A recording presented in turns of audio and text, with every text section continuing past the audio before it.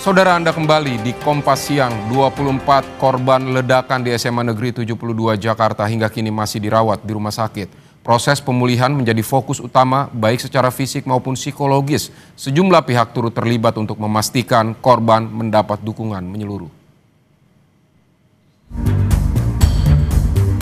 Sepekan pasca insiden ledakan di SMA Negeri 72 Kelapa Gading, Jakarta, kegiatan belajar masih dilakukan secara daring menunggu kesiapan siswa untuk kembali bersekolah. 24 siswa korban ledakan saat ini masih berjuang pulih dari luka bakar dan gangguan pendengaran. Mereka dirawat di Rumah Sakit Islam Cempaka Putih dan Rumah Sakit Yarsi. Kementerian PPPA turut membantu pemulihan korban dengan melibatkan psikolog bagi siswa, orang tua, dan pengajar di SMA Negeri 72.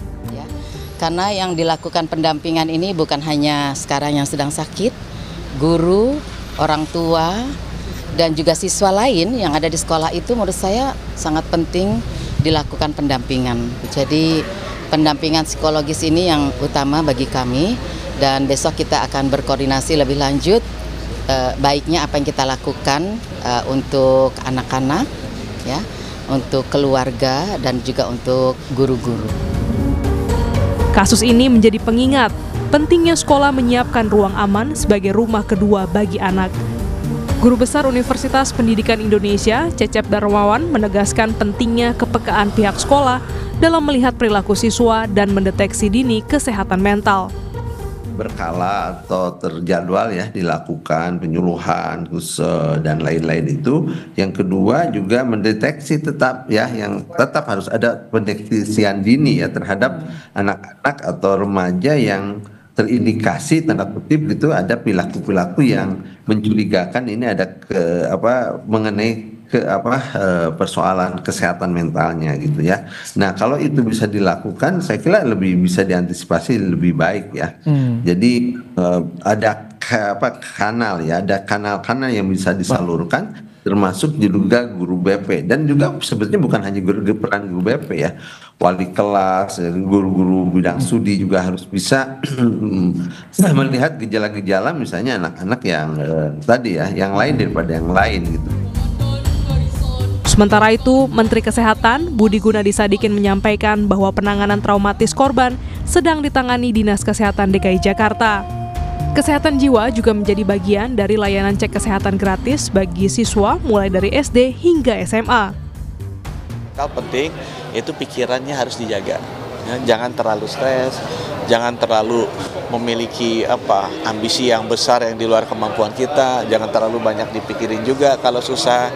Ya, dan yang penting harus rajin berdoa, harus rajin meditasi, karena itu nanti akan membantu kita agar kondisi mentalnya baik kembali. Cek kesehatan gratis memang datang ke sekolah-sekolah dilakukan. Kesehatan mental dilakukan cek kesehatannya di sekolah. Nah, kalau nanti dia ada yang positif, itu baru di-refer ke puskesmas, nanti tenaga puskesmas yang menangani. Untuk yang SMA 72 itu masih ditangani oleh Dinas Kesehatan DKI. Dinas Sosial DKI Jakarta juga telah mendatangi SMA Negeri 72 untuk mendata siswa dan guru yang menjadi korban ledakan. Berbagai langkah pemulihan menjadi harapan agar korban dapat kembali bangkit, sementara sekolah terus meningkatkan kewaspadaan demi keselamatan siswa. Tim Liputan, Kompas TV. Saudara, bullying di sekolah tidak hanya melukai fisik tetapi juga meninggalkan dampak emosional mendalam pada anak. Baik korban maupun pelaku membutuhkan pendampingan yang tepat agar proses pemulihan berjalan efektif. Nah, saudara, untuk memahami langkah penanganan yang terbaik, kita akan membahasnya bersama Sani Budiantini, psikolog anak, remaja, dan keluarga. Sudah bergabung melalui sambungan daring. Selamat siang Ibu Sani. Ibu Sani, bagaimana ini mengenali tanda-tanda trauma pada anak korban bullying dan apa pendekatan trauma healing yang menurut Anda paling efektif?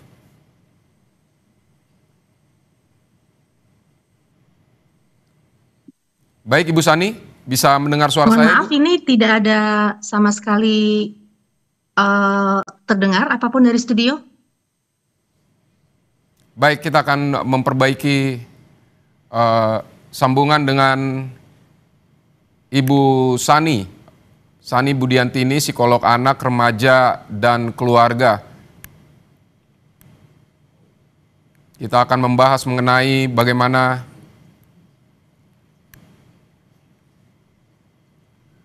penanganan bullying di sekolah agar tidak menimbulkan atau meninggalkan dampak emosional yang mendalam pada anak. Iya. Pertama-tama saya ingin berbelasungkawa terhadap korban ya, yang tidak hanya anak tapi itu juga ada guru dan yang pasti akan ada pemulihan secara fisik maupun mental. Nah, dalam hal ini memang dalam penanganan traumatic healing itu ada hal-hal tertentu yang harus kita kenali begitu. Ciri-ciri yang utama ada dari aspek misalnya emosi, di mana anak atau korban dari ledakan, korban dari satu trauma ini akan lebih sensitif, lebih mudah kaget, lebih mudah nangis begitu ya. Jadi secara emosional biasanya up and down. Kemudian ada aspek secara perilaku, di mana korban biasanya menunjukkan tanda-tanda yang perilaku yang berubah. Misalnya saja jadi takut ke sekolah, takut melewati tempat ledakan terjadi, kemudian jadi bermimpi buruk misalnya, dan lebih senang berdekatan dengan orang tua, ya itu perilaku-perilaku seperti itu. Ada juga bentuk regresi, misalnya tiba-tiba mengompol, misalnya tiba-tiba ngeblank, nggak fokus, itu bisa saja terjadi. Dan juga ada yang kita sebut dengan perubahan-perubahan dari mood, ya, jadi nggak mau makan biasanya. Kemudian juga ada hal-hal yang sifatnya fisik. Mudah pusing, mudah enak, mudah muntah. Nah, ini semua harus dikenali dari orang di sekitarnya yang menjadi support system. Kenapa? Karena kalau tidak ini dikenali, maka bisa saja korban ini tidak mendapatkan dukungan, bahkan kadang-kadang dikatakan berlebihan atau itu drama gitu ya. Nah, di mana hal ini bisa justru menimbulkan hambatan atau justru masalah dalam traumatic healing pada korban ledakan tersebut. Baik Ibu, ini kan korban yang terdampak dari ledakan ini banyak. Apakah ini bisa mempunyai ciri-ciri yang sama atau gejala yang sama ketika mereka mengalami trauma? Iya, trauma ledakan atau trauma itu kan sebenarnya apa sih artinya? Sesuatu pengalaman yang terjadi yang menyakitkan gitu ya, yang melebihi dari kapasitas kita dan menimbulkan reaksi secara mental maupun fisik gitu ya. Itu artinya trauma. Sehingga trauma ledakan, trauma secara umum itu dialami ciri-ciri yang dialami oleh korban itu mirip begitu ya. Nah, cuma di sini adalah bagaimana sekarang kita membantu korban ini bisa melalui healing ini dengan smooth, dengan lancar. Salah satunya kita harus memberikan tempat aman. Apa sih tempat aman? Tempat di mana korban itu bisa nyaman bercerita, tidak tertekan. Kalau dia mau berhenti, ya boleh saja berhenti. Kapan dia mau cerita, kita oke. Kalau tidak juga oke. Dan kalau memang dia sedang lagi mengalami satu tekanan, mari kita rangkul dia, jangan menjudge. Kadang-kadang tanpa kita sadari, lingkungan itu karena nggak paham ya. Jadi lebih ke arah, gitu aja kamu pikirin, ini udah lewat kok, ini udah selesai, seperti itu. Nah, ini yang membuat korban merasakan justru penderitaan yang jauh lebih dalam, karena merasa tidak divalidasi emosi, perasaan yang muncul dan reaksi-reaksi yang muncul. Karena beda orang beda lagi. Kita tidak boleh mengcompare penjiwaan seseorang akan permasalahan, kemudian kekuatan mental seseorang itu juga mempengaruhi kenapa reaksinya jadi berbeda dari individu satu ke individu lain. Baik, Bu Sani, ini kan sejumlah siswa masih menjadi korban atau masih dirawat di rumah sakit. Apakah ini bisa dilakukan secara bersamaan, pemulihan fisik dan pemulihan mental mereka dari trauma atau seperti apa, Ibu?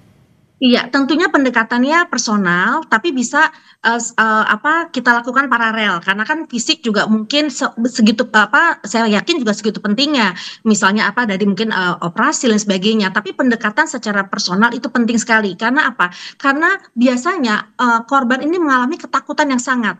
Jadi dia tidak mau ditinggal sendiri, dia mengalami mimpi buruk. Nah, pendampingan itu adalah membuat korban merasa nyaman, meyakinkan korban bahwa ini tidak terjadi lagi.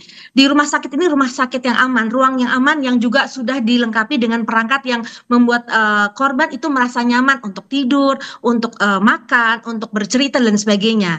Jadi menurut saya pendampingan profesional sangat penting, dan kalau memang dibutuhkan perlu medikasi juga untuk membuat situasi mental korban itu juga jauh lebih stabil begitu. Baik Bu Sani, biasanya berapa lama pendampingan harus diberikan agar mental dari korban, dari siswa yang terdampak ledakan dan juga guru yang terdampak ledakan ini bisa pulih dari trauma itu biasanya membutuhkan waktu berapa lama? Iya, pertama sekali yang kita tahu dari secara teori 3 bulan adalah masa yang paling berat eh, bagi korban untuk melalui traumanya. Ya, pasca trauma itu 3 bulan paling berat. Nah, di 3 bulan ini adalah masa yang paling kritikal, di mana kita pendampingan secara profesional, orang tua, teman di sekelilingnya, atau keluarga di sekelilingnya itu harus tepat dalam melakukan proses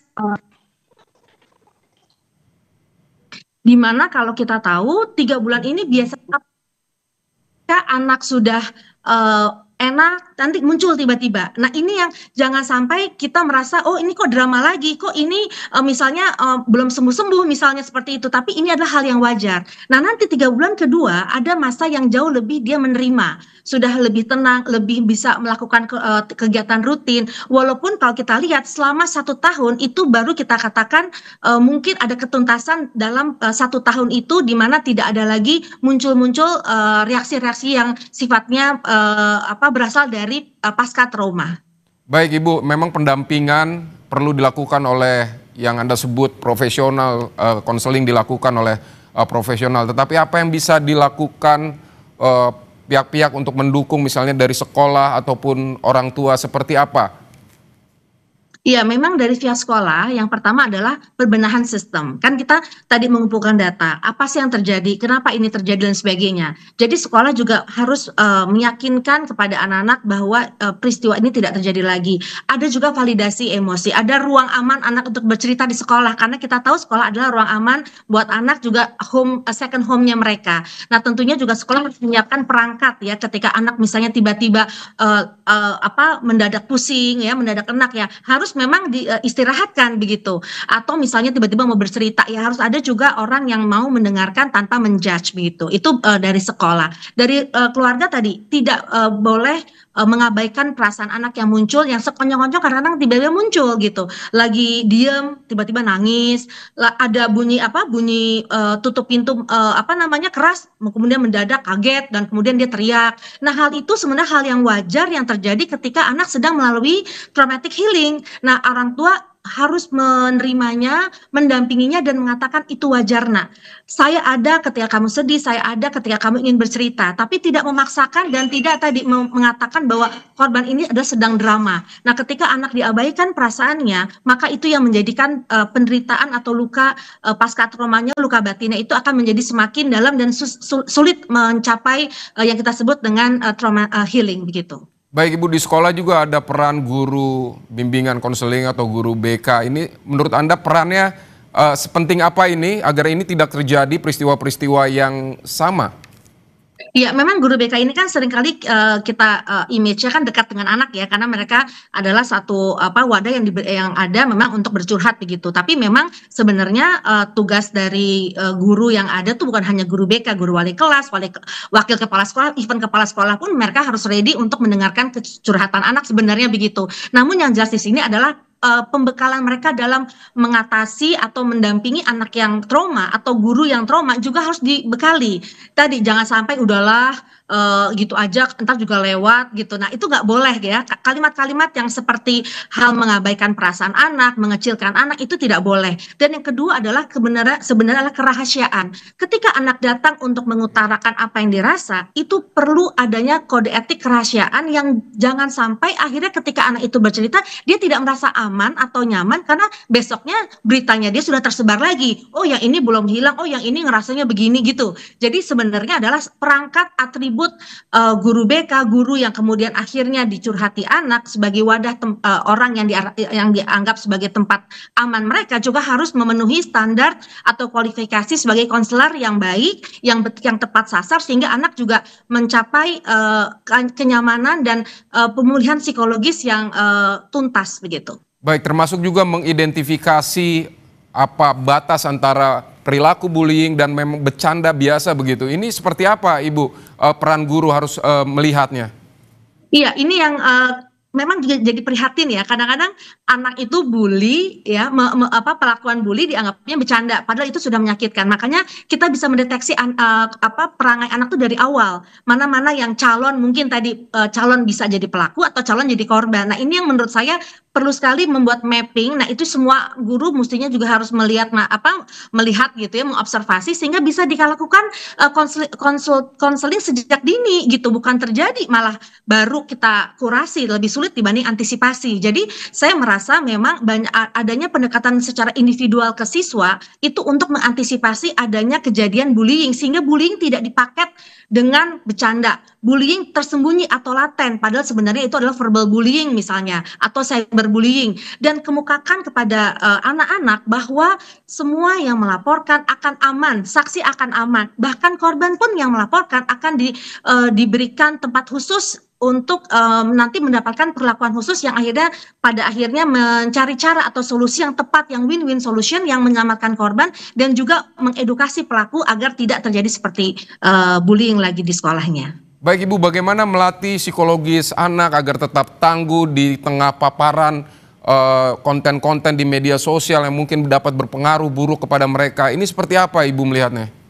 Iya, ini juga sering kali terjadi ketika anak di usia remaja, dia sedang mencari jati diri, dia mencari konten-konten yang akhirnya bisa mengidentifikasi jati diri yang diinginkan. Misalnya banyak sebenarnya, ada K-pop ya, ada penyanyi idolanya, ada bintang film, termasuk juga ada tokoh-tokoh hero begitu.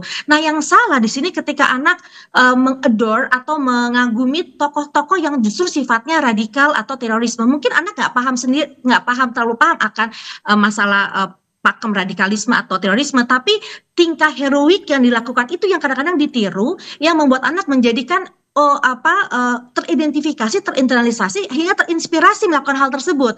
Biasanya juga dipadu-pada dengan rasa frustrasi, rasa ketidakmampuan berkomunikasi, sehingga perilaku heroik yang dilakukan oleh terorisme, heroik dalam tanda petik ya, karena ini sebenarnya hal yang salah, itu bisa dicontoh dan bisa menjadi memenuhi keinginan anak untuk berbicara secara agresif begitu, karena dia tidak perlu harus melakukan proses, tapi tinggal melakukan suatu sifat yang impactnya besar, viral, dan akhirnya anak itu menjadi pusat perhatian yang akhirnya kemudian dia tahu apa yang terjadi dengan anak tersebut. Makanya ketika anak remaja, orang tua juga harus tahu memberikan pemahaman, termasuk juga sekolah, bagaimana konten-konten yang baik atau tidak baik, konten-konten yang bisa mengakibatkan anak terjerumus misalnya ke dalam sisi-sisi atau pakem-pakem yang memang dilarang oleh negara misalnya. Dan termasuk di sini adalah kemampuan anak berkomunikasi asertif, mengungkapkan keberatannya tanpa menyakiti orang lain dan dirinya. Ketika anak sudah bisa berkomunikasi asertif, maka hal-hal yang sifatnya susupan atau terpapar masalah-masalah yang sifatnya radikal ini akan tidak ada atau minimize, karena anak sudah bisa menyatakan keberatan dan apa yang dialaminya kepada orang yang dia percaya. Bu Sani, saat ini fokus dari SMA Negeri 72 Jakarta adalah melakukan konseling, penyembuhan trauma kepada guru dan siswa korban ledakan sehingga pembelajaran masih dilakukan jarak jauh atau daring. Nah, menurut Anda kapan waktu yang tepat untuk bisa memulai lagi kegiatan belajar mengajar seperti biasa? Iya, tadi saya katakan bahwa reaksi trauma itu bisa 3 bulan memang melekat pada korban atau atau juga trauma sekunder ya, yang tidak dialami oleh langsung korban tapi juga ada di sekitarnya. Nah, memang 3 bulan ini masa yang paling berat, tadi saya bilang. Cuman kita perlu juga make sure ya, memastikan apakah yang terjadi memang ketika daring, apakah juga ini akhirnya efektif untuk pembelajaran secara akademisnya begitu ya. Oleh karena itu menurut saya perlunya adanya mungkin survei atau observasi atau ada dialog-dialog dengan siswa-siswa bagaimana keadaannya dan sebagainya, sehingga menurut saya dengan konseling berjalan ya, kemudian kita juga mempersiapkan perangkat-perangkat untuk memberikan mereka wadah yang aman itu tetap terlaksana, juga memastikan apakah memang sebulan ini cukup untuk mendaringkan mereka dan kemungkinan bulan kedua sudah mulai masuk lagi dengan syarat ketika mereka masuk tetap diberikan ruang aman kepada mereka untuk orang-orang yang memang belum pulih secara tuntas begitu, sehingga ada fase yang kita sebut dengan fase pancaroba ya, atau apa namanya, adaptasi, sehingga tetap masih diperbolehkan anak yang kuat sudah bisa masuk, mungkin yang belum masih bisa daring. Dan kita pantau selama 3 bulan apakah pada akhirnya nanti masuk ke fase 3 bulan sudah boleh di fase sekolah offline begitu. Baik, Sani Budiantini, psikolog anak, remaja, dan keluarga. Terima kasih sudah berbagi pandangan di Kompas Siang.